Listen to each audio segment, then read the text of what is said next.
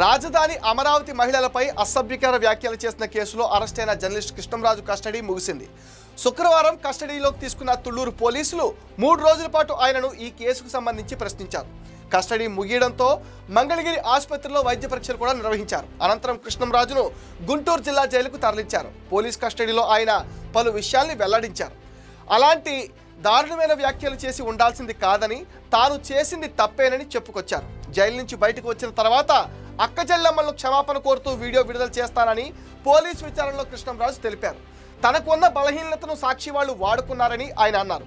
3 రోజుల పాటు ఉదయం 11 గంటల నుంచి సాయంత్రం 6 గంటల వరకు జర్నలిస్ట్ కృష్ణంరాజు తరపున న్యాయవాది మధ్యవర్తుల సమక్షంలో ఆయనను ప్రశ్నించారు.